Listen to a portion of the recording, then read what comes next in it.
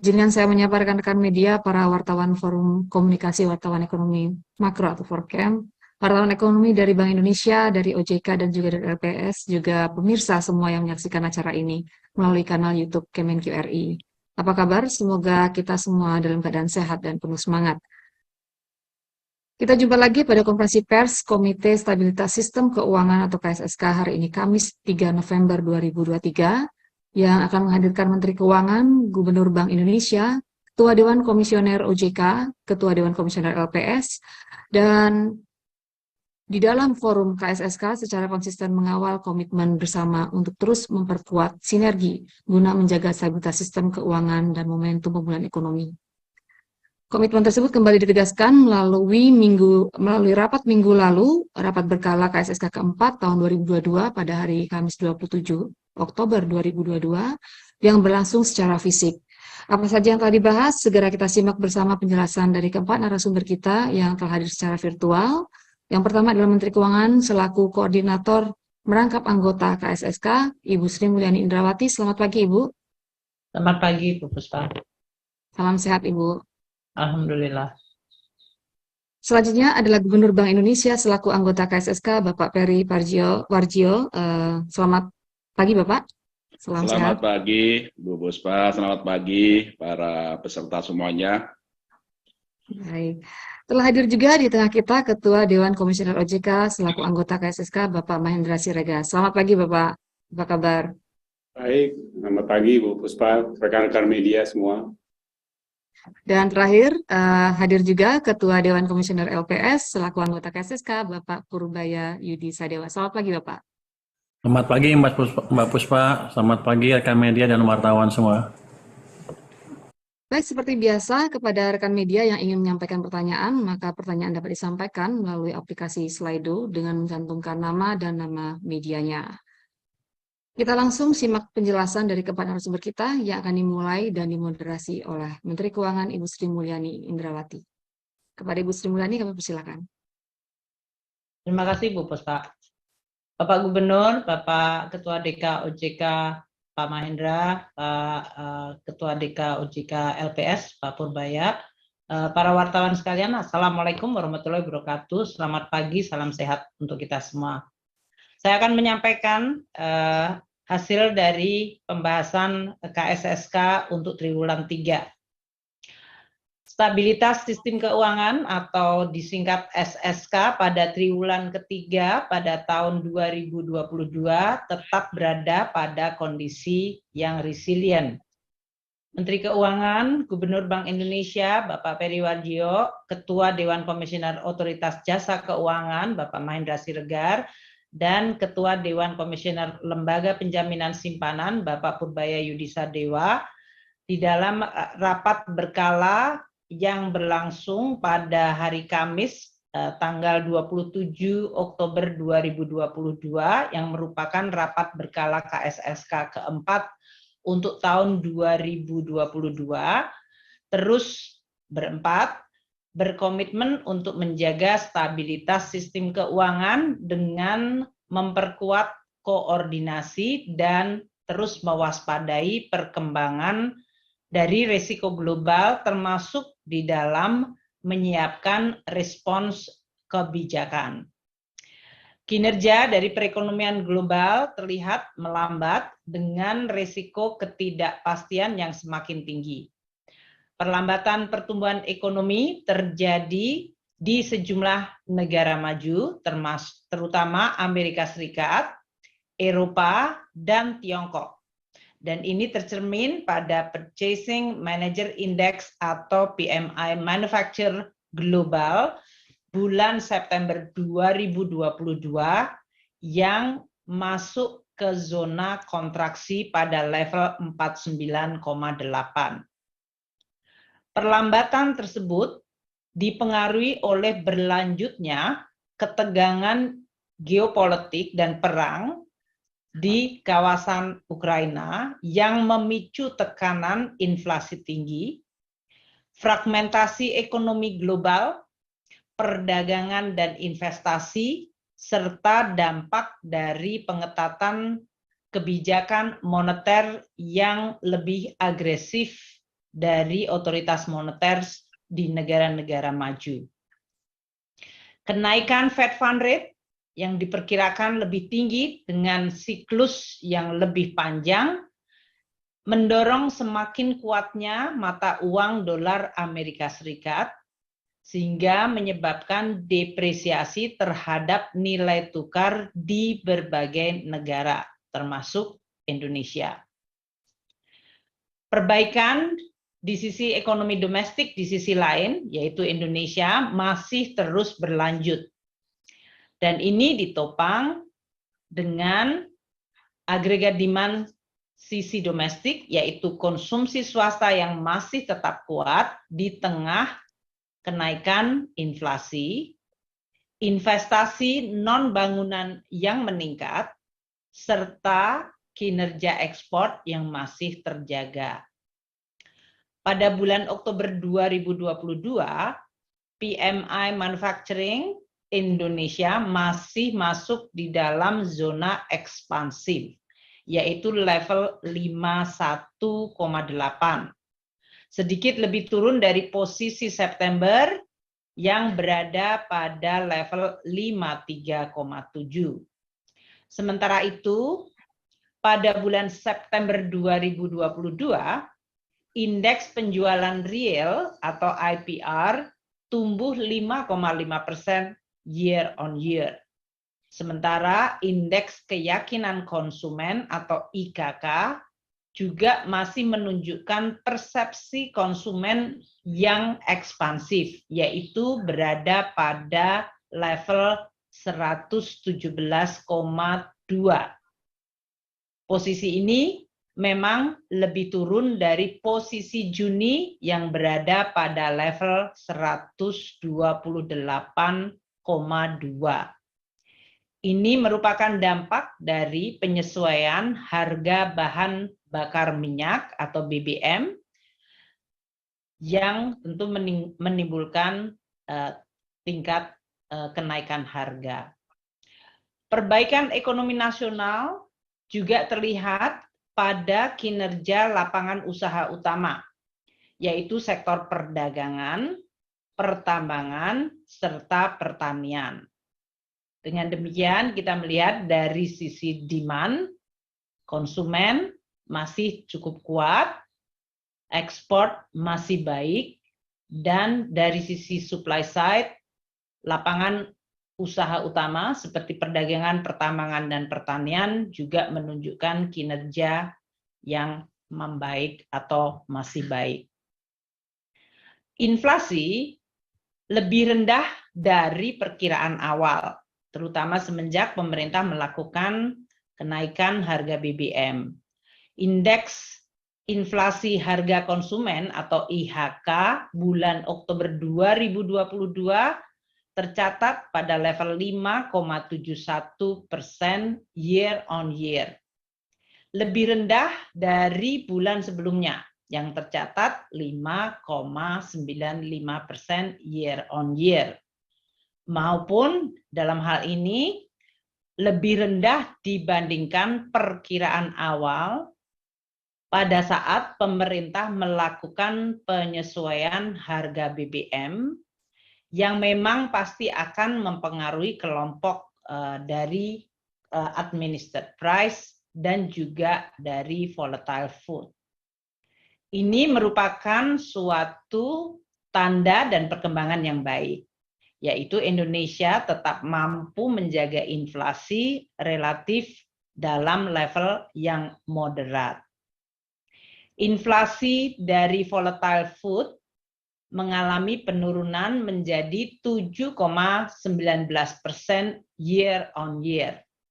Hal ini sejalan dengan langkah-langkah sinergi dan koordinasi yang dilaksanakan oleh pemerintah, baik pemerintah pusat dan pemerintah daerah, bersama-sama dengan Bank Indonesia serta berbagai mitra strategis lainnya yang terwadahi di dalam tim pengendali inflasi pusat dan tim pengendali inflasi daerah, serta terus digiatkannya Gerakan Nasional Pengendalian Inflasi Pangan atau GNPIP.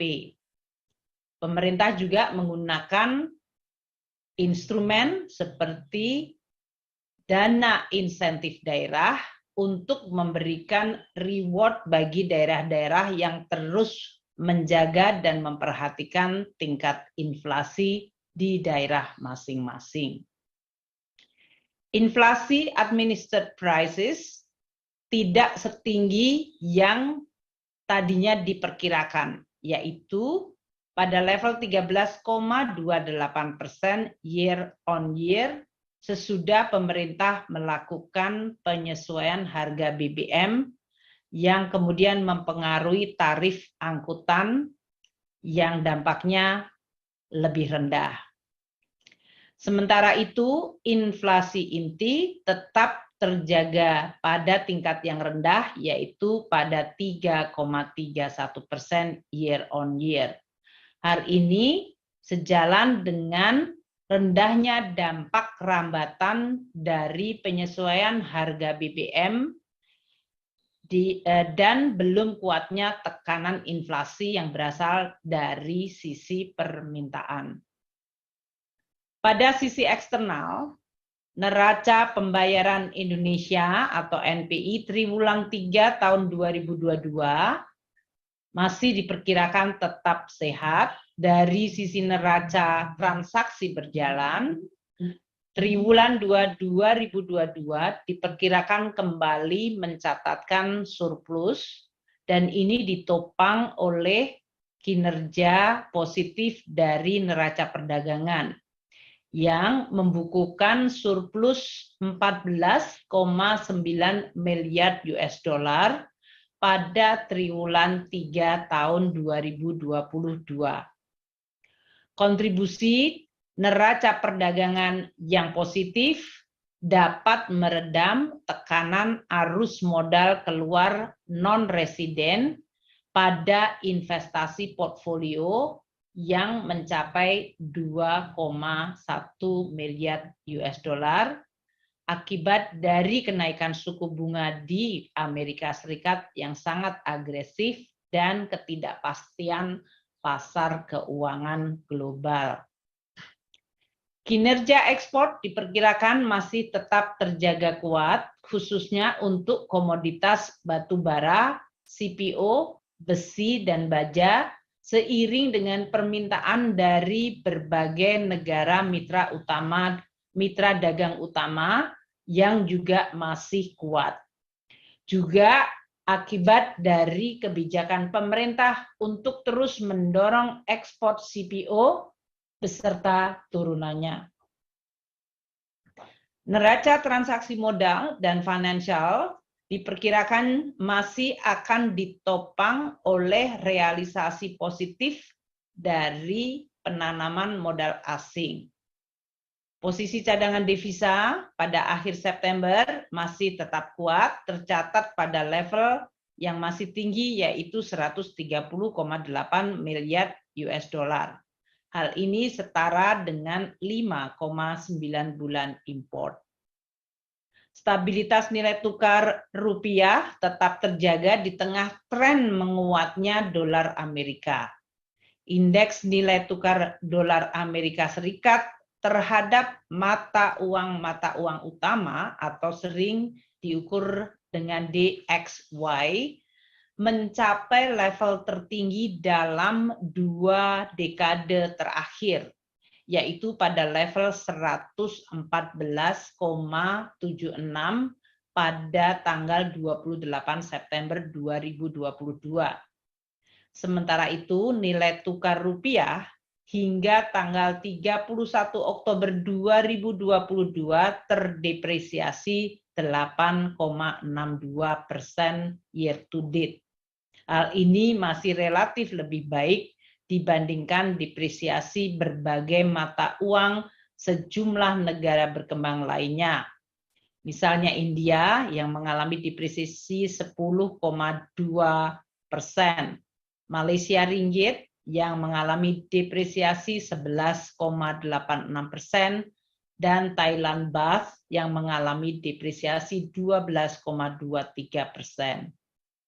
Hal ini juga konsisten dengan persepsi terhadap prospek perekonomian Indonesia yang masih tetap positif. Tren depresiasi nilai tukar negara-negara berkembang didorong oleh menguatnya dolar Amerika yang akibat kebijakan policy moneter yang diadopsi oleh Federal Reserve.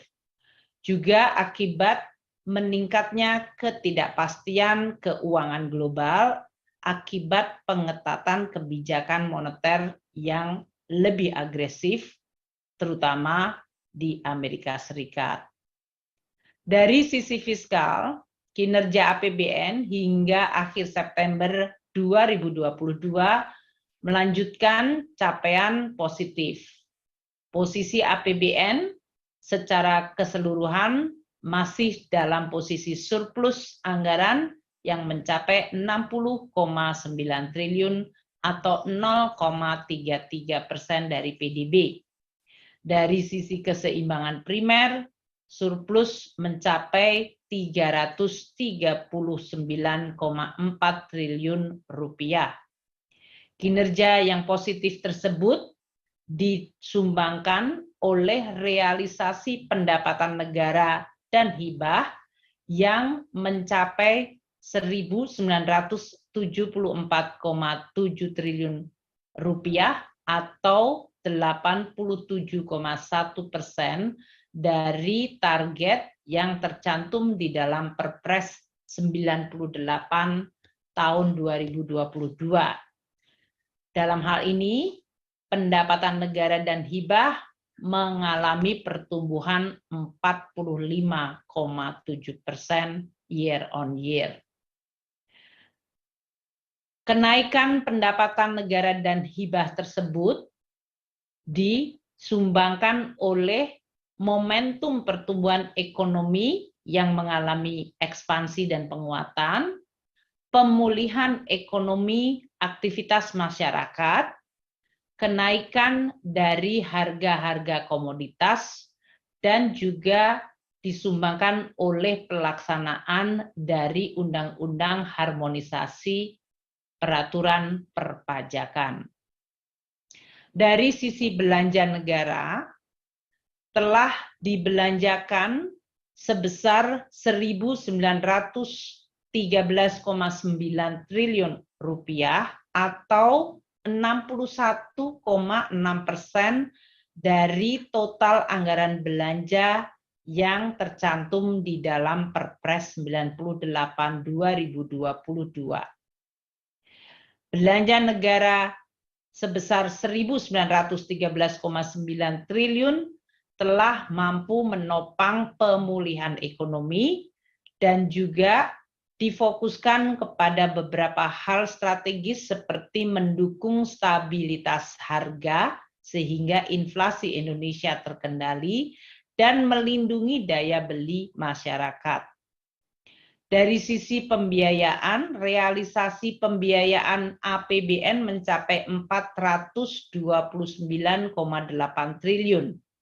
Ini berarti 51,2% dari target pembiayaan yang ada di dalam Perpres 98 2022. Pembiayaan di dalam situasi dinamika global yang meningkat dilaksanakan secara efisien, terutama dengan meningkatnya capaian pendapatan negara yang membaik, maka kita mampu mengendalikan pembiayaan secara optimal. Pembiayaan APBN diarahkan juga untuk mendukung investasi di dalam rangka mengakselerasi pembangunan, terutama di bidang infrastruktur, dan meningkatkan akses pembiayaan bagi UMKM dan juga mendukung masyarakat berpenghasilan rendah. Dengan perkembangan APBN yang positif defisit APBN diperkirakan akan lebih rendah dari target yang ditetapkan Perpres 98/2022. Dengan demikian, risiko utang akan lebih terkendali dan keberlanjutan fiskal dalam jangka menengah akan terus dapat dijaga. Peranan APBN akan terus ditingkatkan sebagai shock absorber karena berbagai guncangan yang berasal dari ekonomi global masih akan terus berlangsung. Dan ini akan dilakukan tetap dengan secara hati-hati dan secara tepat sasaran karena ketidakpastian global masih akan terus berjalan. Upaya-upaya pemerintah untuk melindungi daya beli masyarakat dilakukan melalui langkah-langkah stabilisasi harga dan upaya untuk melindungi daya beli masyarakat melalui penebalan perlindungan sosial terutama bagi kelompok miskin dan rentan. Langkah-langkah yang ditempuh oleh pemerintah di dalam mewujudkan APBN sebagai shock absorber antara lain: 1. Menjaga harga jual BBM, LPG, dan listrik yang merupakan komponen administered price yang sangat penting yang juga sangat menentukan tingkat inflasi. Kedua, memberikan insentif selisih harga minyak goreng curah dan kemasan sederhana agar tetap dapat terjangkau oleh masyarakat.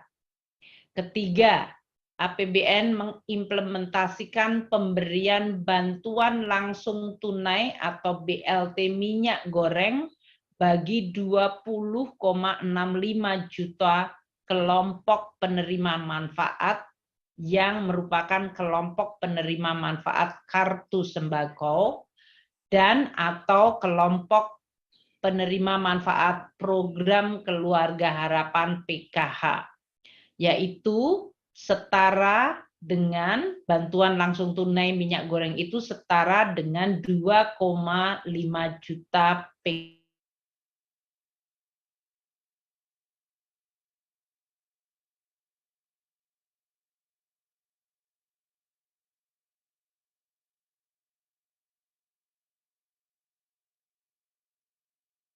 Stabilisasi harga pangan atau CSHP, antara lain untuk komoditas kedelai dan jagung.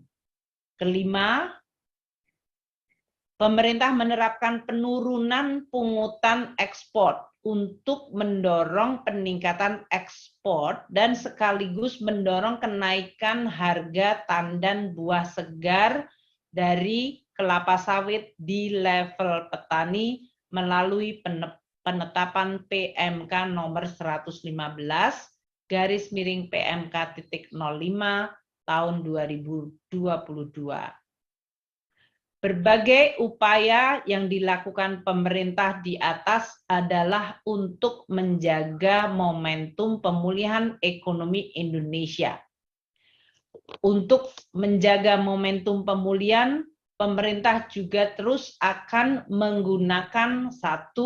Instrumen APBN 2022 secara antisipatif dan responsif, namun tetap waspada agar antisipasi ketidakpastian yang mengalami kenaikan atau peningkatan akan terus dapat direspons secara tepat waktu dan tepat kualitas, antara lain dengan menerapkan mekanisme automatic adjustment di dalam pelaksanaan APBN.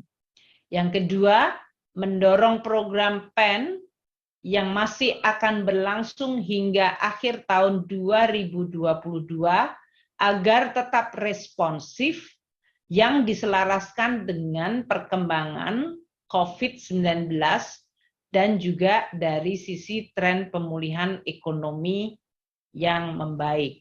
Ketiga, pemerintah akan terus memperkuat dukungan untuk usaha menengah, kecil, dan mikro melalui program kredit usaha rakyat dan juga polisi penjaminan. Keempat, pemerintah akan terus menjaga pasokan batu bara yang dibutuhkan untuk dalam negeri di dalam menjaga ketahanan energi nasional yang diatur dalam PMK nomor 17 garis miring PMK.02/2022. Kelima, pemerintah terus mendukung berbagai proyek padat karya dan pemulihan pariwisata serta program-program untuk meningkatkan ketahanan pangan.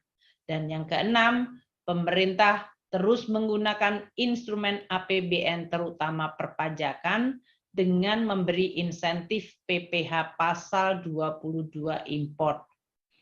Berbagai upaya untuk menjaga agar APBN di dalam melaksanakan fungsinya sebagai counter cyclical dan shock absorber berjalan optimal tetap diseimbangkan dengan upaya untuk menjaga instrumen APBN di dalam jangka menengah tetap sustainable dan kredibel. Untuk itu, pemerintah, Kementerian Keuangan akan terus melakukan satu, pelaksanaan reformasi fiskal dan struktural, kedua, mendorong seluruh komitmen seluruh kementerian lembaga agar melaksanakan belanja secara baik, belanja APBN secara berkualitas atau kita sebut spending better, melalui efisiensi belanja operasional dan fokus terhadap program-program prioritas nasional. Yang ketiga, mendorong agar belanja subsidi lebih tepat sasaran dan memenuhi aspek keadilan.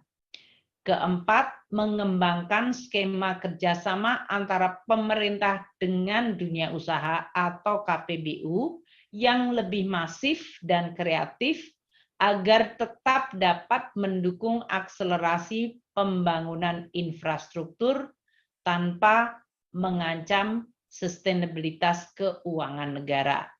Dan yang kelima, mengendalikan defisit dan resiko utang di dalam batas aman dengan strategi penerbitan surat berharga negara secara hati-hati atau prudent dan juga memanfaatkan saldo anggaran lebih atau SAL untuk mengantisipasi ketidakpastian. Saya akan memberikan kesempatan kepada Bapak Gubernur Bank Indonesia untuk menyampaikan langkah-langkah di bidang moneter dan yang ada di dalam policy Bapak Gubernur Bank Indonesia. Silakan Pak Peri. Terima kasih Bu Menteri yang kami hormati, Bu Menteri Keuangan, Pak Ketua DK OJK, Pak Ketua DK LPS, para rekan-rekan media yang berbahagia. Saya akan menyampaikan langkah-langkah yang ditempuh Bank Indonesia. Sebagai bagian dari eratnya koordinasi makroekonomi, stabilitas sistem keuangan secara nasional, Bank Indonesia terus memperkuat bauran kebijakan untuk menjaga stabilitas dan momentum pemulihan ekonomi nasional. Dalam hal ini, kebijakan moneter tetap difokuskan untuk menjaga stabilitas ekonomi kita, atau kita sebut pro-stability, termasuk sebagai penahan kejutan shock absorber dari dampak ketidakpastian global. Sementara itu, instrumen kebijakan yang lain, kebijakan makro-prudensial, digitalisasi sistem pembayaran, pendalaman pasar uang, serta inklusi ekonomi dan keuangan terus diarahkan untuk bersama mendukung pemulihan ekonomi nasional. Sejalan dengan arah kebijakan tersebut, sejak Agustus 2022 di bidang moneter, Bank Indonesia telah menaikkan BI 7-day reverse repo rate sebesar 125 basis point menjadi 4,75%. Keputusan ini sebagai langkah front-loaded, preemptive, dan forward-looking untuk menurunkan ekspektasi inflasi yang saat ini terlalu tinggi atau overshooting dan memastikan inflasi inti ke depan kembali ke dalam sasaran 3% plus minus 1% lebih awal, yang semula paruh kedua menjadi paruh pertama tahun 2023. Keputusan tersebut juga untuk memperkuat kebijakan stabilisasi nilai tukar rupiah agar sejalan dengan nilai fundamentalnya akibat semakin kuatnya mata uang dolar Amerika Serikat dan tingginya ketidakpastian pasar keuangan global. Di tengah peningkatan permintaan ekonomi domestik yang tetap kuat, Bank Indonesia juga memperkuat operasi moneter melalui kenaikan struktur suku bunga di pasar uang sesuai dengan kenaikan suku bunga BI 7-day reverse repo rate tersebut untuk menurunkan ekspektasi inflasi dan memastikan inflasi inti kembali ke sasaran lebih awal. Di bidang moneter, Bank Indonesia juga terus memperkuat kebijakan stabilisasi nilai tukar rupiah dengan tetap berada di pasar sebagai bagian dari upaya pengendalian inflasi, terutama inflasi dari harga import atau sering disebut imported inflation melalui intervensi di pasar falas serta pembelian penjualan SPN di pasar sekunder. Bank Indonesia juga melanjutkan penjualan dan pembelian SPN di pasar sekunder untuk memperkuat transmisi kenaikan BI 7-day reverse repo rate dalam meningkatkan daya tarik imbal hasil SPN bagi masuknya investor portfolio asing guna memperkuat stabilisasi nilai tukar rupiah. Sementara itu, di bidang kebijakan makrobudensial, Bank Indonesia terus melanjutkan implementasi kebijakan makrobudensial yang akomodatif untuk mendorong penyaluran kredit dan pembiayaan perbankan kepada dunia usaha. Oleh karena itu, Bank Indonesia telah memutuskan untuk mempertahankan rasio countercyclical capital buffer sebesar 0%, rasio intermediasi makrobudensial pada kisaran 84-94%, serta rasio penyangga likuiditas makrobudensial sebesar 6% untuk bank konvensional dan 4,5% untuk bank syariah yang semuanya itu telah dilonggarkan pada periode sebelumnya. Selain itu, Bank Indonesia juga melanjutkan pelonggaran rasio loan to value, financing to value rasio untuk kredit dan pembiayaan properti menjadi paling tinggi 100% atau kebijakan down payment 0% untuk semua jenis properti, baik rumah tapak, rumah susun, serta ruko rukan. Bagi bank yang memenuhi kriteria NPL, NPF tertentu. Semuanya ini dilakukan sebagai langkah bersama di dalam koordinasi KASSK untuk mendorong pertumbuhan kredit di sektor properti dengan tetap memperhatikan prinsip kehati-hatian dan manajemen risiko. Perpanjangan ketentuan DP 0% ini berlaku efektif dari 1 Januari 2023 sampai dengan 31 Desember 2023.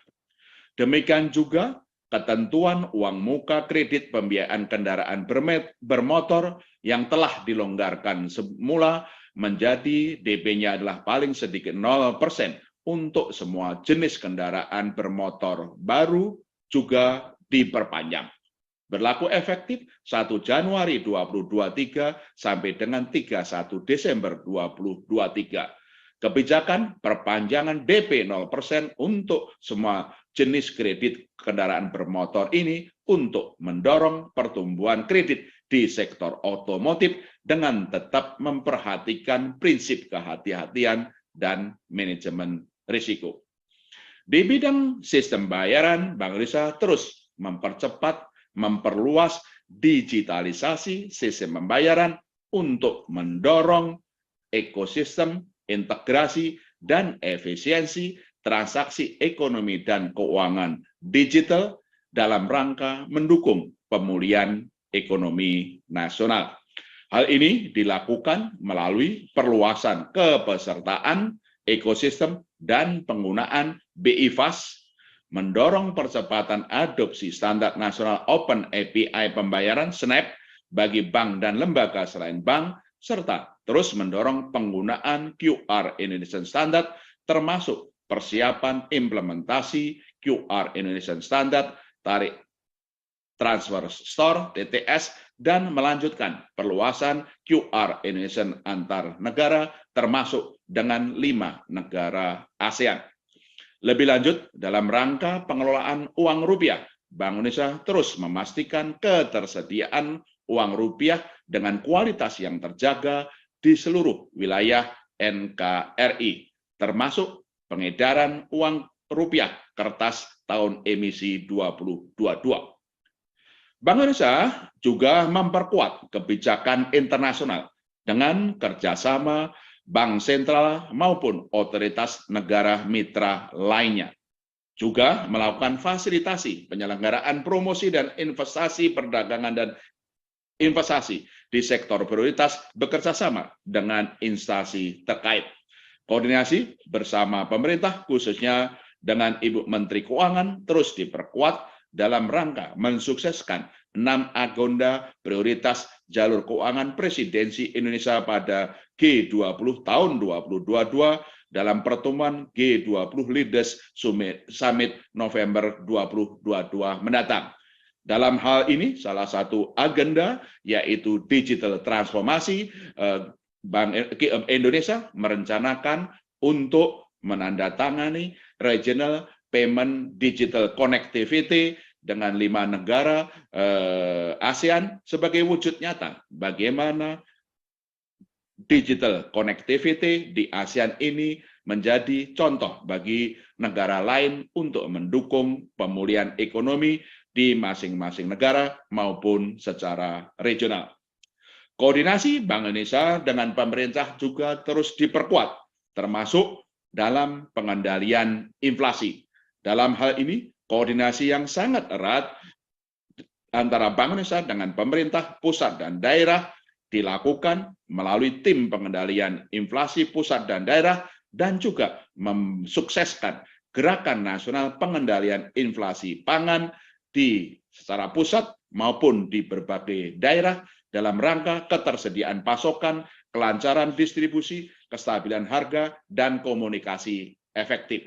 Sejumlah langkah-langkah konkret termasuk melalui operasi pasar, melalui gerakan untuk kerjasama perdagangan antar daerah, demikian juga urban farming, termasuk juga insentif yang diberikan Ibu Menteri Keuangan, insentif fiskal bagi pemerintah daerah yang berhasil menurunkan inflasi pangan.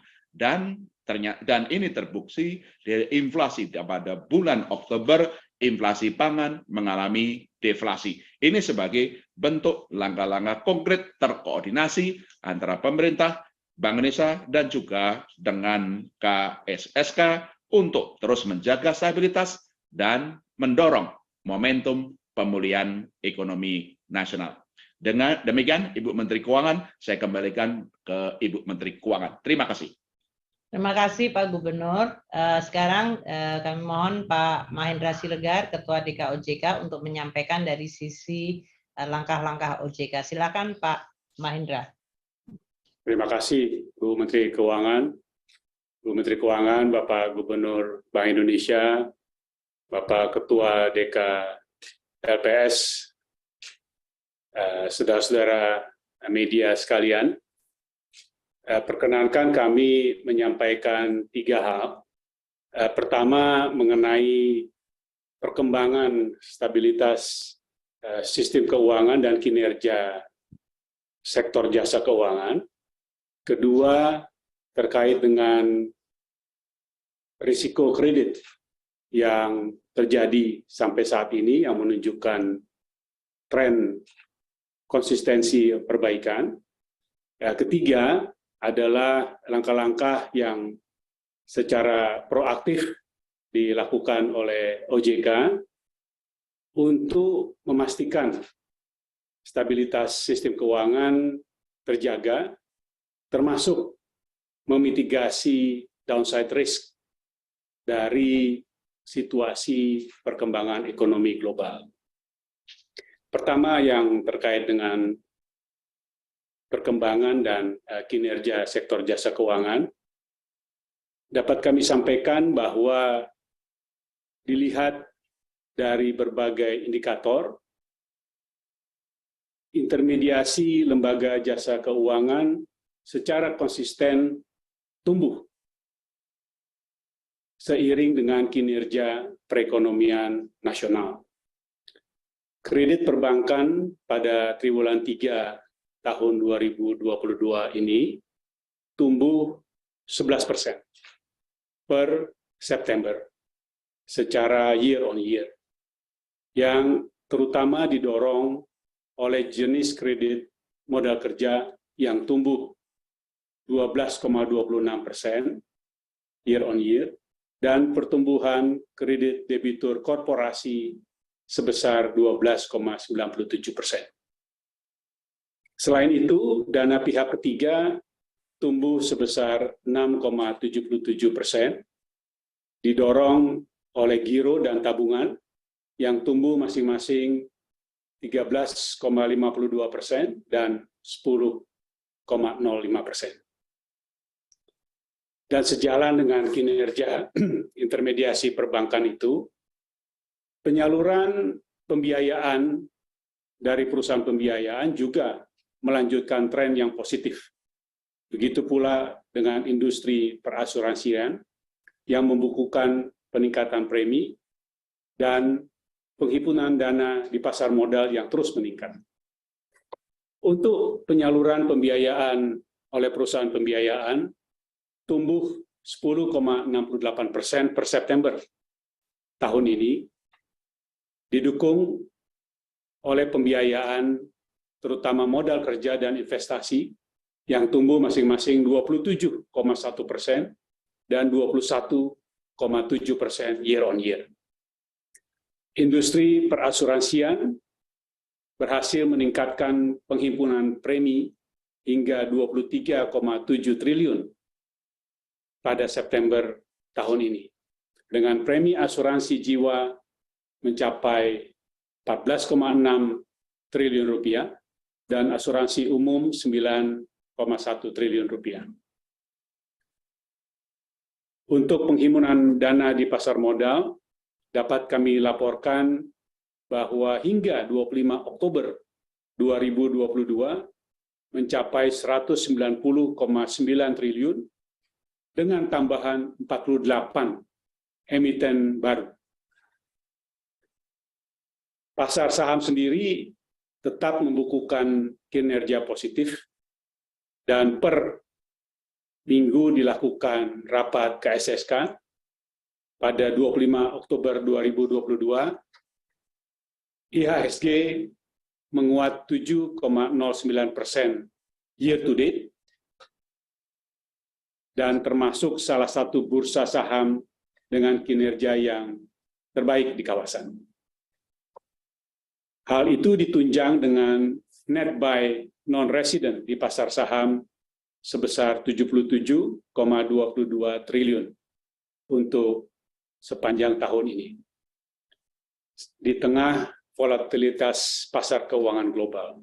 Namun demikian, perlu dicermati bahwa tekanan terhadap pasar keuangan global juga sudah mulai berdampak pada pasar saham domestik, yang tercermin dari penguatan terbatas pasar saham domestik yang hanya mencapai 0,1% pada bulan Oktober sampai 25 Oktober yang lalu.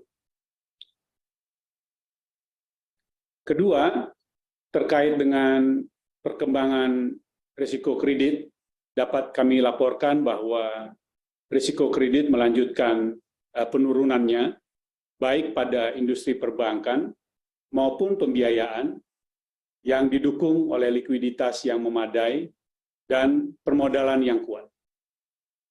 NPL gross perbankan per September 2022 terpantau turun menjadi 2,78%, sementara rasio NPF perusahaan pembiayaan turun ke 2,58%. Likuiditas perbankan memadai dengan rasio alat likuid per non-core deposit di level 121,62% dan alat likuid per DPK di level 27,35%. Ketahanan permodalan industri jasa keuangan menunjukkan peningkatan dengan rasio KPMM (CAR) mencapai 25,12%. Dan sejalan dengan itu terjadi penguatan permodalan industri asuransi jiwa dan asuransi umum yang ditunjukkan dengan risk-based capital (RBC) masing-masing 467,25% dan 312,79%. Begitu pula halnya dengan gearing rasio perusahaan pembiayaan yang mencapai 2 kali. Namun tentu saja OJK terus mencermati sekaligus melakukan langkah-langkah mitigasi potensi risiko yang dapat memberikan dampak terhadap kinerja lembaga jasa keuangan maupun stabilitas sistem keuangan, sekalipun di tengah kinerja saat ini yang menunjukkan daya tahan resiliensi yang baik. Untuk itu, OJK mengambil langkah-langkah proaktif guna memastikan stabilitas tadi itu dan antisipasi untuk bisa memitigasi downside risk yang kami maksudkan tadi. Langkah-langkah yang ditempuh antara lain, OJK mendukung keberlanjutan pemulihan ekonomi dalam rangka mengatasi scaring effect yang ditimbulkan akibat pandemi, serta tetap menjaga kinerja fungsi intermediasi. OJK sedang memfinalisasi respon kebijakan yang bersifat targeted dan sektoral, termasuk diantaranya berupa restrukturisasi serta penetapan perlakuan khusus untuk lembaga jasa keuangan di sektor tertentu atau di daerah tertentu yang terdampak utamanya oleh scaring effect akibat pandemi itu. Namun demikian, OJK juga akan terus melakukan penyelarasan kebijakan dengan tetap mempertimbangkan dan mencermati dinamika perekonomian global dan domestik yang diperkirakan masih akan terus menghadapi tantangan dan gejolak, terutama di tahun 2023. Dalam kaitan itu, tentu OJK terus mengharapkan dukungan dan kolaborasi kebijakan, baik untuk kebijakan fiskal dan moneter, untuk bisa mengatasi scaring effect tadi di sektor dan wilayah tertentu, agar tidak berlangsung berkepanjangan. OJK juga akan tetap mengambil kebijakan agar fungsi intermediasi LJK tetap dapat memberikan dukungan pada berbagai sektor ekonomi yang dinilai memiliki prospek yang menjanjikan dan multiplier efek yang tinggi. Dalam hal itu, OJK telah mengeluarkan kebijakan prudensial yang terkait dengan kendaraan bermotor listrik berbasis baterai dengan memperpanjang relaksasi aset tertimbang menurut risiko ATMR kredit sampai dengan 2023 memberikan pengecualian batas maksimum pemberian kredit, serta merelaksasi penilaian kualitas kredit. Langkah-langkah tersebut akan terus dilihat secara lebih targeted untuk industri-industri yang memang akan menjadi andalan dan juga motor pertumbuhan ekonomi nasional ke depan. Sementara untuk memitigasi kondisi pasar yang berfluktuasi, OJK menempuh langkah antara lain mempertahankan beberapa kebijakan yang telah dikeluarkan untuk menjaga volatilitas pasar, di antaranya pelarangan transaksi short selling dan pelaksanaan trading halt untuk penurunan IHSG sebesar 5%. Melakukan pemantauan berkelanjutan terhadap kinerja industri reksadana untuk memastikan mekanisme redemption di industri reksadana dapat tetap berjalan teratur di tengah gejolak suku bunga pasar dan meningkatnya risiko likuiditas di pasar keuangan.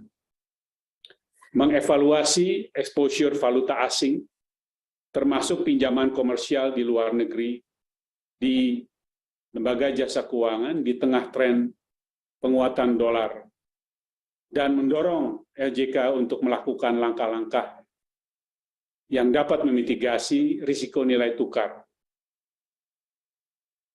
OJK juga akan memperkuat lembaga jasa keuangan dengan beberapa langkah, antara lain meminta LJK untuk memperkuat permodalan dan meningkatkan CKPN untuk bersiap dalam menghadapi skenario yang mungkin lebih buruk akibat kenaikan risiko kredit terhadap pembiayaan, serta meningkatkan buffer likuiditas untuk memitigasi meningkatnya risiko likuiditas. Mendorong perusahaan pembiayaan agar mendiversifikasi sumber pendanaan untuk antisipasi keterkaitan antara ruang likuiditas di sektor perbankan dengan terakselerasinya laju pertumbuhan kredit. Mendorong Bank Umum untuk melakukan pemenuhan modal inti sesuai ketentuan yang dapat ditempuh, di antaranya melalui konsolidasi. Meminta industri perbankan dan industri asuransi untuk menerapkan prinsip kehati-hatian dalam penyaluran kredit dan pembiayaan dan pemberian pertanggungan asuransi kredit maupun pembiayaan. Melakukan penguatan industri asuransi melalui kewajiban pemenuhan tenaga aktuaris di perusahaan asuransi untuk meningkatkan kualitas pengukuran risiko dan penetapan premi di perusahaan asuransi. Dan terakhir, memperkuat kerangka pengaturan terkait mekanisme permohonan kepailitan dan PKPU di industri pasar modal, khususnya perusahaan efek. Demikian, dan kami kembalikan kepada Ibu Menteri Keuangan. Terima kasih. Terima kasih Pak Mahendra Siregar. Untuk selanjutnya saya menyilahkan Bapak Purbaya Yudi Sadewa, Ketua DK LPS, untuk menyampaikan bagian dari LPS. Silakan Pak Purbaya. Yang saya hormati Ibu Sri Mulyani Indrawati, Menteri Keuangan Republik Indonesia, Bapak Peri Warjio, Gubernur Bank Indonesia, Bapak Mahendra Siregar, Ketua Dewan Komisioner Otoritas Jasa Keuangan, rekan-rekan media dan wartawan, serta seluruh stakeholder KSSK yang hadir hibrid dalam press conference pagi ini. Assalamualaikum warahmatullahi wabarakatuh. Salam sejahtera untuk kita semua. Saya ingin menyampaikan sedikit hal yang berhubungan dengan tugas LPS. Dari penjaminan simpanan, jumlah rekening nasabah yang dijamin seluruh simpanannya oleh LPS per September 2022 adalah sebanyak 99,93% dari total rekening atau setara dengan 494,39 juta rekening. Pada bulan September 2022, LPS telah menetapkan kenaikan tingkat bunga penjaminan atau TBP bagi simpanan dalam rupiah di Bank Umum dan Bank Perkreditan Rakyat atau BPR masing-masing sebesar 25 basis point menjadi 3,75% dan 6,25%. Serta untuk simpanan dalam valuta asing di Bank Umum naik sebesar 50 basis point menjadi 0,75%. Dalam memutuskan kenaikan TBP tersebut, LPS memperhatikan beberapa faktor, antara lain yang pertama, kebutuhan untuk memberi ruang perbankan dalam respon kebijakan suku bunga Bank Sentral dengan menjaga cakupan penjaminan dan tetap suportif bagi fungsi intermediasi perbankan. Yang kedua, transmisi kenaikan suku bunga acuan terhadap suku bunga simpanan di tengah likuiditas perbankan yang masih longgar.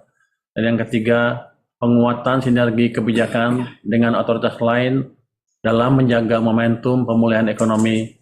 Dan yang keempat, faktor yang kami pertimbangkan adalah cakupan penjaminan yang masih cukup stabil. LPS akan terus melakukan asesmen dan evaluasi terhadap perkembangan kondisi perekonomian dan perbankan yang signifikan serta berpotensi mempengaruhi penetapan tingkat bunga penjaminan. Demikian update singkat dari LPS, Bu Menkyu. Terima kasih Pak Purbaya. Teman-teman media yang kami hormati, itulah hasil dari pertemuan KSSK yang berlangsung pada tanggal 27 Oktober tahun 2022 yang merupakan pertemuan KSSK berkala yang keempat sesuai yang dimandatkan oleh undang-undang. Sesuai dengan tadi yang telah dipaparkan oleh keempat komponen KSSK, kita semuanya akan terus meningkatkan koordinasi. Juga di dalam memantau dan melakukan assessment terkait dinamika yang sekarang ini sedang terjadi, terutama yang berasal dari rembesan dinamika global dan potensi risiko yang terjadi di dalam perekonomian Indonesia dan terutama pada stabilitas sistem keuangan.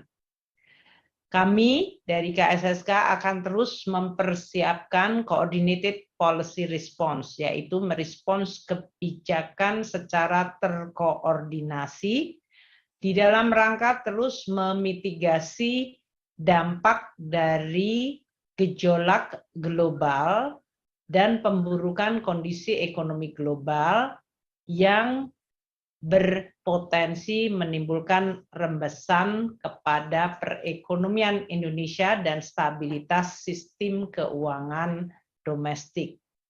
Untuk itu, kita akan terus melakukan penguatan koordinasi dan sinergi itu, baik antar lembaga, anggota KSSK, dan terus melihat berbagai policy dan instrumen di dalam rangka untuk tetap menjaga stabilitas makroekonomi dan sistem keuangan, serta terus mendorong kredit serta pembiayaan kepada dunia usaha pada sektor-sektor prioritas yang sejalan dengan tujuan pembangunan nasional dan tujuan untuk terus menjaga pemulihan ekonomi, pertumbuhan ekonomi, momentum ekspor, dan memperbaiki serta memperkuat inklusi ekonomi dan keuangan. KSSK akan kembali melakukan rapat berkala sesuai mandat undang-undang pada bulan Januari 2023. Dan di dalam atau sebelum atau selama masa antara rapat hari ini atau rapat pada tanggal 27 hingga Januari, kita akan terus melakukan koordinasi secara sangat erat dan detail di dalam merespons berbagai dinamika dan gejolak yang saat ini berlangsung luar biasa cepat dan sangat-sangat dinamis. Demikian yang bisa kita sampaikan dari KSSK atas hasil rapat keempat pada bulan Oktober tanggal 27 yang lalu. Terima kasih, saya kembalikan kepada Ibu Puspa. Terima kasih Bu Menteri dan juga para narasumber yang telah menyampaikan bahan. Ada pertanyaan masuk dan telah kami sampaikan Ibu kepada masing-masing narasumber. Kiranya bisa direspon. Kami mengundang yang pertama dari Ibu Menteri Keuangan.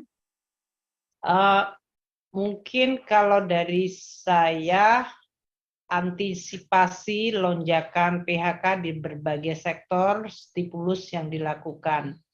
APBN untuk tahun 2022 ini sudah memasuki bulan ke-11. Jadi kita akan menggunakan existing APBN 2022, terutama space yang ada, yaitu alokasi dari belanja negara yang diperkirakan akan mengalami kenaikan cukup pesat pada 2 bulan terakhir ini. Ini tentu akan meningkatkan kemampuan perekonomian untuk bisa menahan gejolak, dan kita akan terus menggunakan instrumen fiskal tentu secara responsif, namun tetap mengikuti juga siklus dari APBN-nya. Untuk dukungan APBN terhadap berbagai tadi gejolak yang menimbulkan dampak sosial, berbagai langkah-langkah untuk memberikan bantuan sosial maupun langkah-langkah yang sifatnya spesifik, seperti kalau waktu itu terjadi dengan kenaikan harga minyak goreng, atau memberikan subsidi tambahan upah kepada para pekerja yang memiliki pendapatan di bawah 5 juta, itu dilakukan dan dieksekusi sampai dengan akhir tahun ini. Jadi ini diharapkan akan memberikan tambahan bantalan sosial bagi masyarakat kita. Nanti kita akan lihat berapa masih banyak space yang akan diakselerasi di dalam pembayaran berbagai bantuan sosial. Sedangkan stimulus yang diberikan sampai dengan tahun 2022 ini, kita mengikuti momentum program pemulihan ekonomi nasional. Tadi bekerja sama umpamanya dengan berbagai kementerian lembaga untuk memulihkan kembali sektor pariwisata. Untuk sektor manufaktur, berbagai stimulus yang selama ini diberikan untuk mereka bisa pulih kembali juga terus ditingkatkan. Oleh karena itu, di dalam rangka kita untuk menjaga momentum pemulihan secara agregat, momentum belanja APBN ini sifatnya sangat kuat. Tadi saya sampaikan secara pusat saja akan ada 40% dari alokasi anggaran yang akan dieksekusi pada kuartal terakhir ini. Dan itu berarti akan menambah agregat demand yang sangat signifikan. Demikian juga langkah-langkah yang sifatnya spesifik seperti menjaga daya beli masyarakat dan memberikan bantuan sosial akan terus dieksekusi. Untuk tahun depan, kita sudah menetapkan bersama DPR Undang-Undang APBN untuk tahun 2023. Di situ kita melihat bahwa masih banyak langkah-langkah untuk tetap menjaga momentum pemulihan ekonomi nasional kita. Baik dari sisi total ekspansi dari APBN, maupun berbagai program-program spesifik seperti pertama pembangunan infrastruktur yang prioritas masih tetap dijaga, anggaran untuk bantuan sosial dan juga untuk memberikan bantalan sosial, jaring pengaman sosial juga masih cukup signifikan. Dan kita juga akan tetap mempertahankan berbagai insentif yang dirasakan memang sesuai seperti tadi yang dilakukan oleh OJK, targeted dan selektif di dalam rangka kita untuk mampu bisa mendukung agar ekonomi Indonesia resilient, bisa berdaya tahan dan stabilitas sistem keuangan tetap terjaga. Untuk outlook defisit tahun ini kami masih akan terus menghitung karena beberapa belanja yang cukup signifikan sekarang sedang dieksekusi. Seperti kemarin 2 hari yang lalu kami membayar seluruh kompensasi dan subsidi untuk semester 1 yang mencapai 163 triliun. Ini nanti untuk kuartal ketiga kami akan segera melakukan sesudah BPKP melakukan audit sehingga kita juga bisa mengeksekusi pembayaran untuk subsidi dan kompensasi yang sangat penting untuk menjaga daya beli masyarakat dan stabilitas harga, karena tadi inflasi menjadi sangat penting perhatian dari kami dan Pak Gubernur di dalam menjaga stabilitas ekonomi Indonesia. Maka Indonesia dengan inflasi di 5,7 itu merupakan hasil kerja sama dan juga berbagai intervensi-intervensi fiskal yang memang kita lakukan, dan oleh karena itu pembayarannya akan dilakukan pada bulan-bulan mendatang.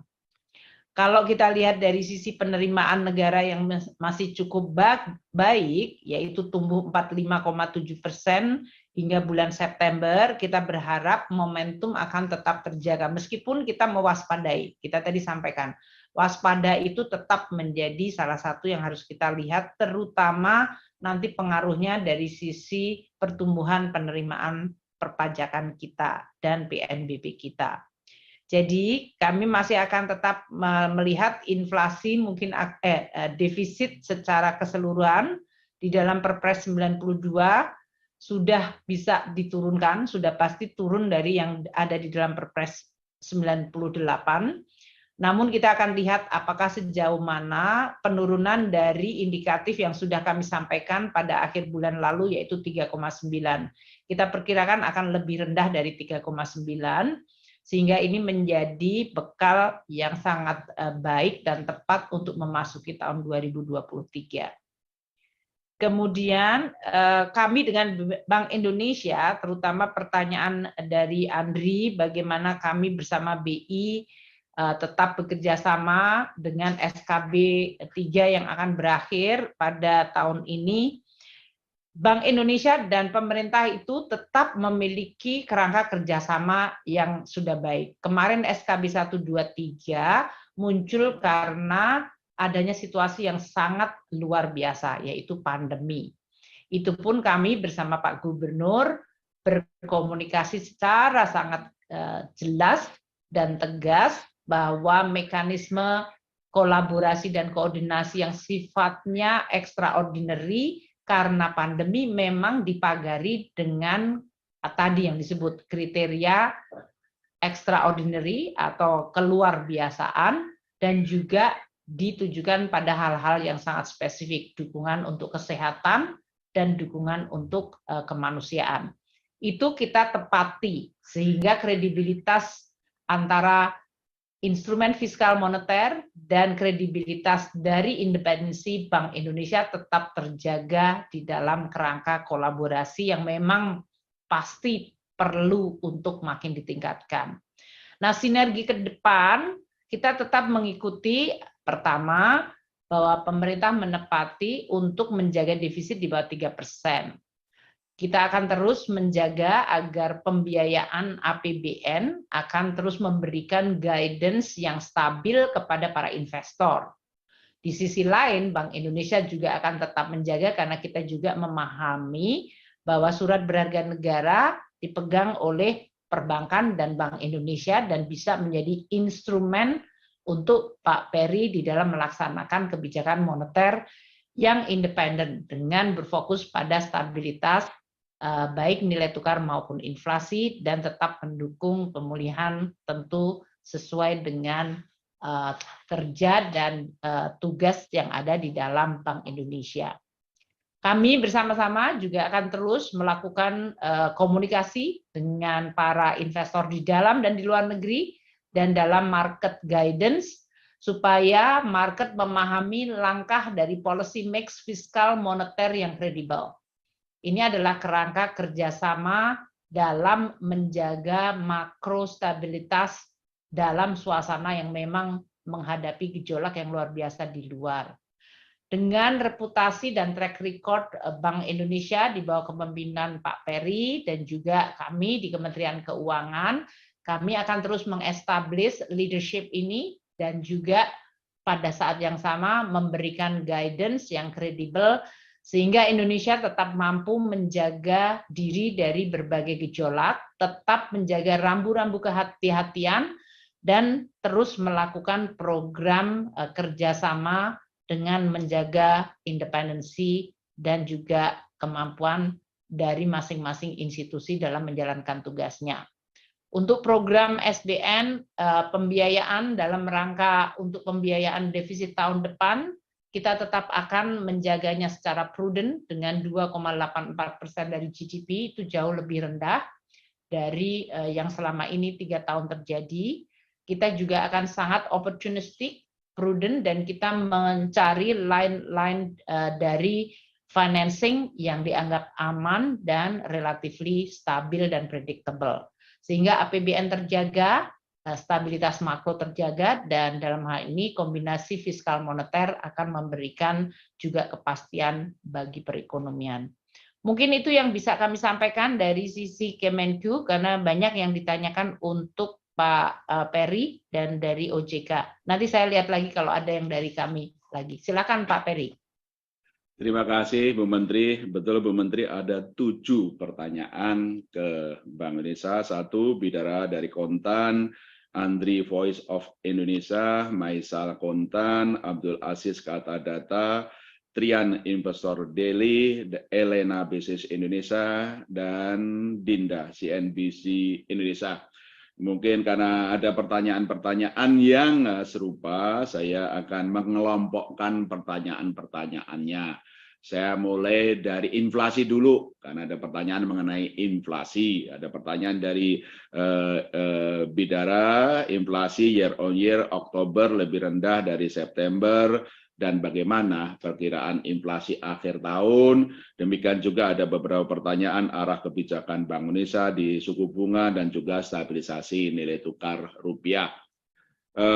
Pertama, inflasi seperti disampaikan Bu Menteri Keuangan tadi memang lebih rendah dari perkiraan. Lebih rendah dari perkiraan.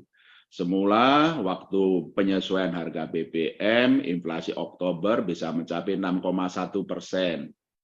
Tapi sekarang realisasinya adalah 5,7%. 5,7%. Nah, akhir tahun semula kami perkirakan 6,6%. Akhir tahun ini dengan realisasi ini bahkan bisa lebih rendah dari 6,3%. Dengan realisasi ini akhir tahun ya. Akhir tahun bisa lebih rendah 6,3%, itu inflasi IHK. Nah, ada pertanyaan bagaimana inflasi inti? Inflasi inti bulan ini, Oktober kemarin, 3,3%. Semula kita perkirakan dulu adalah 3,7%. Ini inflasi inti juga lebih rendah. Di akhir tahun, semula inflasi inti bisa mencapai 4,3%, Bu Menteri. Ini dengan realisasi inflasi inti bisa lebih rendah dari 4,3%. Nah, penyebabnya apa? Tadi salah satunya Bu Menteri tadi sudah menyampaikan bagaimana koordinasi pemerintah pusat dan daerah mengendalikan inflasi pangan. TPID, Gerakan Nasional Pengendalian Inflasi Pangan, bahkan Bu Menteri memberikan insentif para gubernur, wali kota, bupati yang bisa menurunkan inflasi pangan diberikan insentif. Nah, inflasi pangan yang lebih rendah, bahkan deflasi, ini kemudian menjadi faktor positif. Second round, bahkan third round dari dampak penyesuaian harga BBM terhadap inflasi itu lebih rendah. Itu lebih rendah termasuk terhadap inflasi IHK maupun juga inflasi inti. Itu penyebabnya, faktornya. Faktor yang lain juga adalah stabilisasi nilai tukar rupiah yang dilakukan oleh Bank Indonesia. Kalau kita lihat seluruh negara mengalami dampak dari kuatnya dolar. Dolar sangat-sangat super strong. Year to date sudah menguat atau apresiasi hampir 20%, 19%. Oleh karena itu, Bank Indonesia melakukan stabilisasi nilai tukar rupiah dengan intervensi baik spot maupun forward, bahkan juga operasi di pasar SPN sekunder agar depresiasi ini rupiah ini terjaga. Dan itulah hasilnya bahwa depresiasi nilai tukar rupiah termasuk yang paling rendah di antara negara lain. Kenapa? agar tidak menyebabkan kenaikan harga-harga di dalam negeri dari harga barang-barang import atau imported inflation. Itu faktor kedua kenapa inflasi IHK dan inflasi inti lebih rendah dari yang kita perkirakan. Yang ketiga, faktor yang ketiga adalah langkah-langkah Bank Indonesia untuk menaikkan suku bunga secara front-loaded, preemptive, forward-looking untuk menurunkan ekspektasi inflasi. Dan juga memastikan inflasi inti itu bisa di bawah 4% lebih awal. Semula diperkirakan semester 2 tahun depan dengan langkah-langkah kenaikan suku bunga yang front-loaded, preemptive ini bisa lebih awal, yaitu pada paruh pertama 2023. Dengan inflasi inti yang terjaga lebih rendah dari 4% kembali sasaran dan juga langkah-langkah koordinasi pemerintah pusat dan daerah, kita upayakan inflasi IHK juga di bawah 4%. Nah, kalau inflasi bisa terkendali, tentu saja juga menjadi dukungan bagi pertumbuhan ekonomi, daya beli masyarakat akan naik, demikian juga dukungan secara fundamental terhadap stabilitas nilai tukar rupiah. Itu adalah bagian-bagian yang pertama.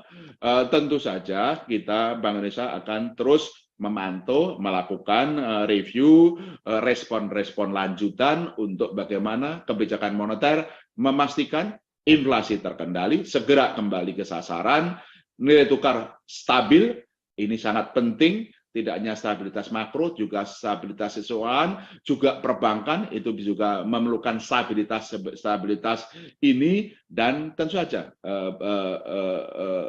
tetap mendukung momentum pertumbuhan ekonomi. Itu bagian-bagian yang pertama berkaitan dengan inflasi, juga nilai tukar rupiah dan arah kebijakan Bank Indonesia. Ada pertanyaan perkiraan pertumbuhan ekonomi di triwulan 3, kami dari Bank Indonesia masih optimis triwulan 3 akan lebih tinggi dari 5,5%. Perkiraan kami berbagai indikator, apakah indeks penjualan, consumer confidence, kredit yang tadi Pak Mahendra sampaikan tumbuh tinggi, demikian juga neraca transaksi berjalan ekspor yang sangat bagus, itu semuanya mendukung bahwa kami optimis bahwa pertumbuhan ekonomi di triwulan 3 ini bisa lebih tinggi dari 3%. Untuk kredit, kami perkirakan bahwa tahun depan perkiraan kredit bisa sampai 10-12%. Yang tahun ini perkiraan kami adalah 9-11%. Pertumbuhan kredit yang terus meningkat, baik didukung oleh faktor demand dari dunia usaha maupun faktor supply dari perbankan. Saya mulai dari faktor suplai dari perbankan. Ada 3 faktor utama yang menyebabkan kenapa perbankan masih akan terus menyalurkan kredit. Satu adalah karena likuiditas yang longgar. Likuiditas yang longgar, kami terus menjaga likuiditas longgar karena alat likuid per DPK sekarang masih di atas 27%. Dan karenanya kenapa, tadi ada pertanyaan, dampak kenaikan suku bunga BI rate terhadap suku bunga kredit itu akan lebih lama, karena likuiditasnya sangat longgar. Sehingga bank-bank tidak harus buru-buru menaikkan suku bunga kreditnya. Karena likuiditasnya kami jaga sangat-sangat longgar. Itu seperti itu, sehingga dari faktor suku bunga masih menjadi faktor positif untuk perbankan menyalurkan kredit. Likuiditas tetap longgar, kredit, suku bunga kredit itu juga kami berikan tidak akan buru-buru naik karena likuiditas sangat longgar. Itu faktor-faktor yang itu. Faktor yang kedua adalah tentu saja insentif dari KSSK, Bu Menteri Keuangan, Pak Mahendra, dan kami juga terus memberikan insentif bagi perbankan yang menyalurkan kredit. Kami memberikan insentif kebijakan makro prudensial. Apa saja, DP tetap 0%, kita perpanjang setahun. Kami juga insentif penurunan GWM bahkan sampai 1,5%, bahkan kami juga bisa menaikkan sampai 2% bagi bank-bank yang menyalurkan kredit kepada 42 sektor prioritas termasuk UMKM. Semakin tinggi penyaluran kreditnya, semakin kami berikan insentif bagi penurunan giro wajib minimum. Itu yang kami terus lakukan. Demikian juga insentif-insentif yang lain dari makro prudential. Faktor yang ketiga dari perbankan adalah lending standarnya. Survei perkreditan bank Indonesia menunjukkan bahwa appetite, keinginan dan juga lending standar dari perbankan tentu saja masih positif. Itu dari sisi supply penawaran perbankan. Dari sisi demand ini kan pertumbuhan ekonomi terus tumbuh. Konsumsi tumbuh, ekspor tumbuh, kemudian juga investasi tumbuh, dan itu berbagai sektor itu terus tumbuh, itu akan meningkatkan permintaan antar kredit. Komitmen Bank Indonesia, komitmen KSSK untuk terus mendorong penyaluran kredit dan pembiayaan ke sektor real. Itu adalah beberapa pertanyaan yang ada di kami. Kemudian pertanyaan terakhir ada berkaitan dengan DHE SDA. Sebagaimana diketahui sesuai dengan PP 1 2019 bahwa DHE SDA ini wajib repatriasi ke dalam negeri dan sudah diadakan rekening khusus, dan memang sebagian besar itu sudah masuk ke rekening khusus. Masalahnya adalah bagaimana supaya lebih panjang lah. Ini kami yang kemudian sedang berkoordinasi di bawah KSSK juga dengan perbankan, bagaimana para eksportir yang mempunyai DHE ini bisa betah lebih lama, baik dari insentif pajak suku bunga maupun nanti insentif dari suku bunga maupun juga mekanisme suku bunga yang menarik yang kami rumuskan supaya betul-betul hasil DHE dari SDA tidak hanya masuk tapi juga bertah lebih lama dan mendukung stabilitas makroekonomi dan juga stabilitas nilai tukar. Barangkali itu Bu dari kami, moga-moga tidak ada yang terlewat dari 7 penanya. Terima kasih atas berbagai pertanyaan-pertanyaannya. Saya kembalikan ke Bu Menteri dan Bu Bospa. Terima kasih. Terima kasih Bapak. Pak Mahendra, silakan Pak Mahendra. Ada beberapa pertanyaan. Terima kasih Bu Menteri Keuangan. Saya mencatat ada 4 pertanyaan yang spesifik maupun tadi juga bersamaan atau overlap dengan yang sudah Ibu Menteri Keuangan dan Bapak Gubernur BI menjawab, yaitu dari Lydia CNN Indonesia, dari Dinda CNBC Indonesia, lalu dari Maizal Kontan dan dari Dion Bisnis Indonesia. Yang pertama kami ingin sampaikan ada beberapa yang juga dapat kami kelompokkan berkaitan dengan pertumbuhan kredit dan DPK di 2022 dan 2023 yang juga tadi Pak Gubernur BI sudah sampaikan. Kami dapat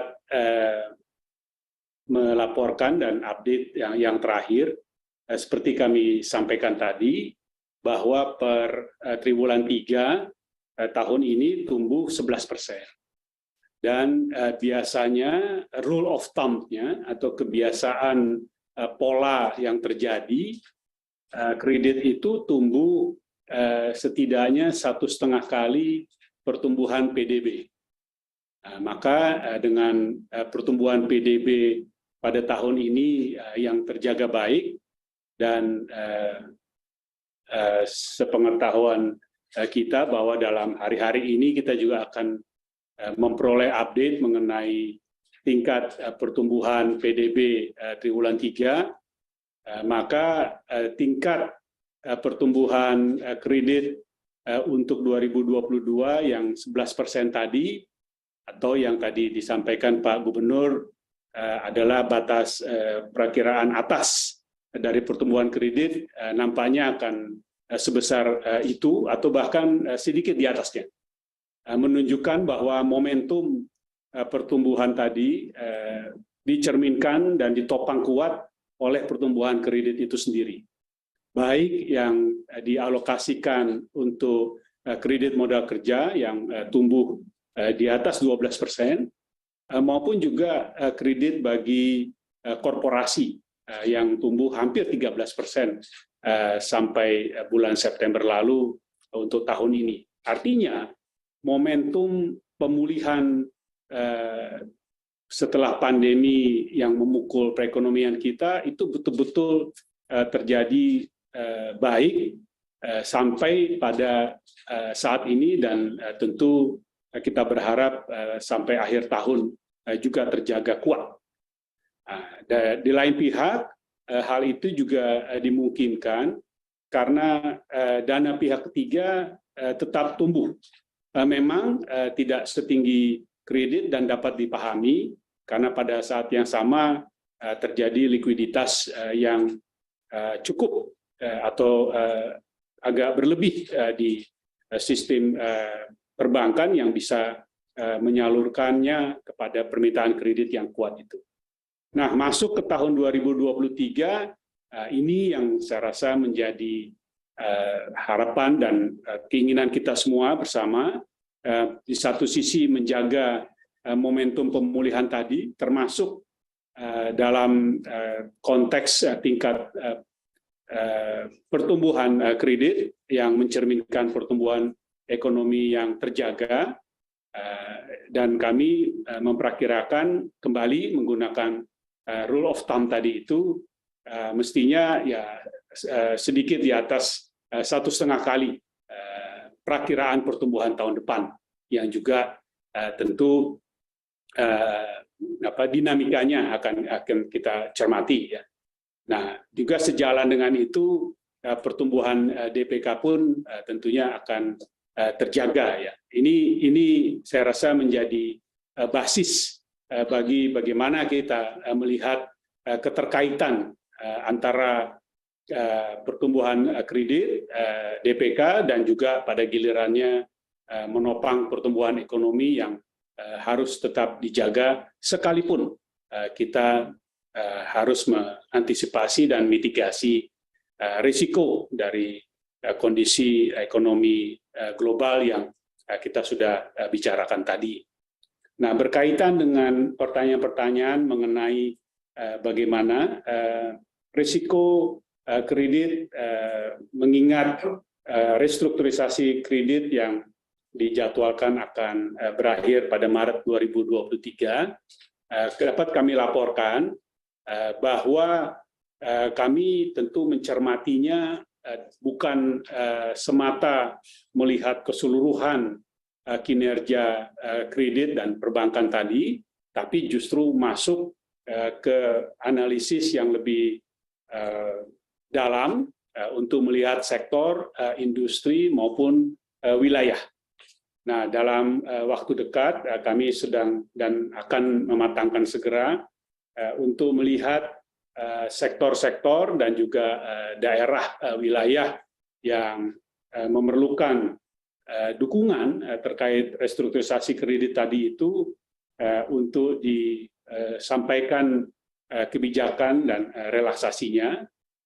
Sementara untuk yang lain kami akan terus memantau, karena seperti yang kita ketahui bahwa kebijakan yang ada sekarang yang diberikan kepada seluruh kebutuhan restrukturisasi kredit di sektor ekonomi ini masih berlangsung sampai Maret 2023. Namun tentu pemantauannya, analisisnya akan kami terus lakukan dengan intensif dan akan melihat bagaimana respon dan kebutuhan yang diperlukan.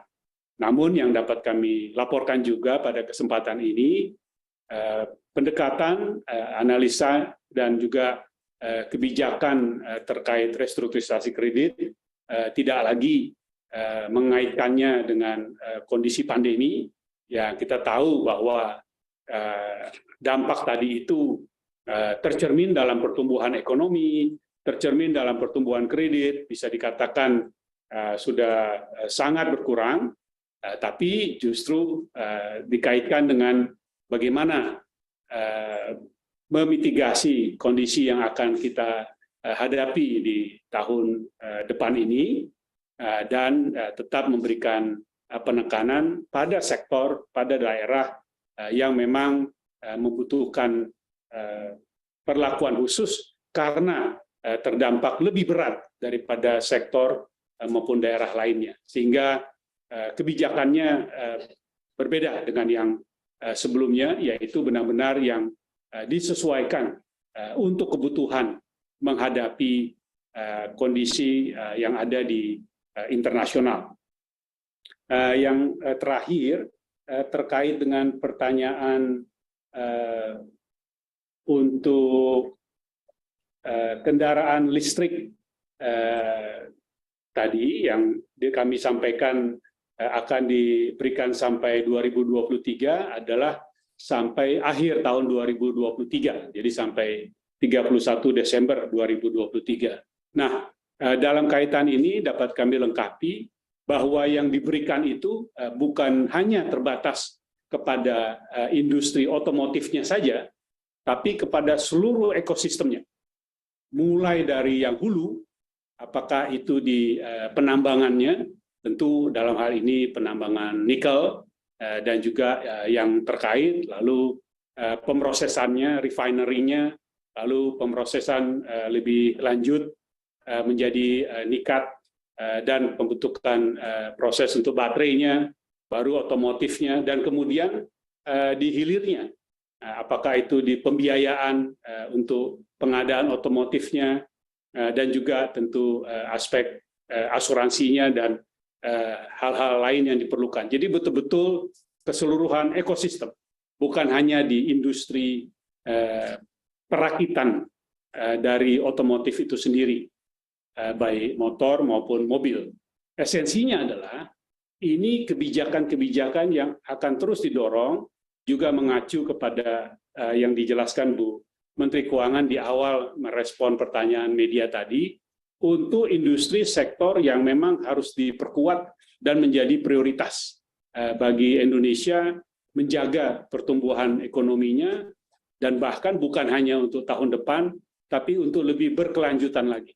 Sehingga memerlukan suatu dukungan yang lengkap dalam keseluruhan ekosistemnya. Nah, itu pula yang tentu kami di OJK sepenuhnya akan mendukung. Dan sebaliknya, bagi kebijakan-kebijakan yang dilakukan oleh OJK pada gilirannya tentu juga mengharapkan dukungan yang sama dalam bentuk fasilitas fiskal maupun moneter, sehingga benar-benar menjadi satu kesatuan yang lengkap bagi kita untuk menghadapi kondisi yang harus kita antisipasi baik di internasionalnya, tapi di lain pihak tetap fokus prioritas nasionalnya terjaga dengan utuh. Demikian dari kami. Terima kasih Bu Menteri Keuangan, Bu Puspa. Terima kasih. Pak Purbaya, silakan Pak Purbaya.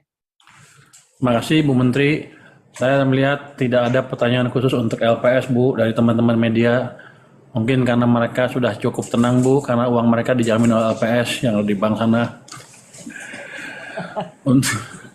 Jadi memang teman-teman media 99,93% rekening nasabah dijamin, jadi termasuk uang Anda dan uang saya juga. Jadi kita tenang-tenang aja. Untuk pertanyaan tadi yang DPK dan kredit, saya pikir pandangan kami searah dengan BI dan OJK, sehingga saya pikir tidak perlu saya menjawab lagi karena sudah sama pandangannya dengan BI dan OJK, Bu. Demikian dari LPS, Bu. Terima kasih. Terima kasih Pak Purbaya. Untuk tadi yang menambah dan menggarisbawahi yang disampaikan Pak Gubernur mengenai devisa hasil ekspor, Pak Gubernur dan kami terutama dari Bea Cukai kita terus memonitor ekspor dari berbagai barang-barang terutama yang natural resource sesuai yang diatur dalam PP, dan kita melakukan tracking terhadap para eksportir, kemudian penempatan dananya di perbankan. Kita akan terus mencoba untuk meningkatkan daya atraksi dari penempatan devisa hasil ekspor di perbankan Indonesia sehingga bisa setara dengan negara-negara di sekitar kita, di region kita. Itu akan menjadi salah satu yang terus akan kita tingkatkan bersama Bank Indonesia dan tentu dengan kementerian yang lain. Untuk pertanyaan mengenai spesifik PHK di beberapa sektor, kita tadi melihat ya, terutama di sektor tekstil, ini pertanyaan dari Anisha, kemudian Vincent, Michelle. Kita menyampaikan bahwa fenomena ini tentu kita akan terus monitor secara spesifik bersama dengan kementerian lembaga yang lain.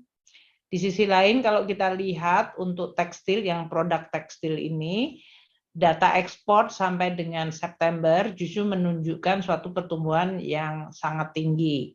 Untuk HS61, pakaian dan aksesori rajutan, ekspornya tumbuh 19,4% sampai dengan bulan September. Kemudian produk HS62 untuk pakaian aksesori non rajutan, pertumbuhannya bahkan lebih tinggi lagi 37,5%. Sedangkan untuk alas kaki HS64, pertumbuhan ekspornya masih 41,1%. Jadi dalam hal ini terlihat bahwa ekspor untuk beberapa produk-produk tekstil, baik tadi rajutan, non-rajutan maupun alas kaki masih cukup tinggi. Kita tentu akan terus mendorong, termasuk menggunakan instrumen seperti Special Mission Vehicle, LPI, untuk bisa mendorong diversifikasi dari destinasi ekspor juga. Ini terutama untuk melihat pusat-pusat pertumbuhan sekarang ini yang tumbuh cukup tinggi justru terdapat di Asia Selatan seperti India. Dan di sisi lain kita juga akan melihat dari sisi kemampuan untuk bisa menjaga risiko yang berasal dari tadi global, yaitu perlemahan ekonomi negara-negara maju. Saat ini kami juga terus bersama KL yang lain terus meneliti apakah juga terjadi fenomena relokasi dari pabrik-pabrik. Karena kalau kita lihat Indonesia, Jawa terutama, dengan keseluruhan infrastruktur yang sudah semakin baik dan tersambung. Aduh, kita ke bandara. Siap. Pak Erwin izin. Oke. Kemudian dengan adanya infrastruktur yang semakin makin baik dan terhubung di berbagai kementerian di berbagai bagian dari Pulau Jawa, maka terjadi juga fenomena relokasi dari posisi para pabrikan ini, terutama mencari yang masih relatif kondusif dari sisi upah. Ini juga nanti masih akan kita perhatikan secara lebih detail fenomena dari relokasi dari posisi manufaktur di Indonesia, terutama dari daerah yang relatif upahnya tinggi ke daerah yang relatif upahnya rendah. Sehingga ini juga mungkin terlihat PHK di satu daerah, namun mungkin muncul kesempatan kerja di tempat daerah yang lain. Tadi yang disampaikan oleh Pak Mahendra, makanya kita akan makin teliti mengenai sektoralnya dan daerahnya, karena mungkin akan ada nuansa-nuansa yang berbeda. Untuk rencana penerapan pajak ekspor nikel dan ferronikel, kita tetap akan mendukung kebijakan secara keseluruhan dari pemerintah untuk meningkatkan hilirisasi. Jadi dalam hal ini kita terus akan bekerja sama melakukan policy discussion dan juga analisis dengan para Menko dan kemudian para menteri terkait, karena instrumen termasuk dalam hal ini pajak ekspor adalah instrumen bukan hanya untuk keuangan negara tapi sebagai instrumen untuk memperkuat struktur perekonomian Indonesia. Langkah-langkah hilirisasi ini terbukti menimbulkan juga daya tahan terhadap neraca pembayaran Indonesia. Sehingga tadi Pak Gubernur menyampaikan trade account, current account balance kita yang membaik ini karena ekspor kita sekarang tidak hanya dari sisi bahan-bahan bahan mentah, namun kita juga sudah mulai mengekspor barang-barang yang merupakan produk hilirisasi. Ini menimbulkan nilai tambah dan sekaligus juga meningkatkan daya tahan baik eksternal maupun dari sisi struktur ekonomi Indonesia. Jadi itu yang mungkin tadi yang belum terbaca atau terjawab secara lebih detail untuk beberapa pertanyaan yang menyangkut Kementerian Keuangan. Saya rasa itu Pak Bu Puspa, terima kasih atas semua perhatian dan pertanyaan dari teman-teman wartawan. Pak Gubernur, Pak Mahendra, Pak Purbaya, terima kasih atas partisipasi di dalam press statement untuk KSSK ini. Kami berempat akan terus menjaga kerjasama yang sangat baik, karena memang Indonesia akan membutuhkan kolaborasi sinergi yang makin untuk menjaga stabilitas makroekonomi dan sistem keuangan untuk mendukung pertumbuhan ekonomi, ekspor, dan inklusi ekonomi dan keuangan. Ikuti update berikutnya di bulan Januari tahun 2023. Saya Rahi Pusasari undur diri, selamat menjalankan aktivitas, tetap optimis namun waspada. Salam sehat. Wassalamualaikum warahmatullahi wabarakatuh. Terima kasih. Waalaikumsalam. Terima kasih Bu Menteri.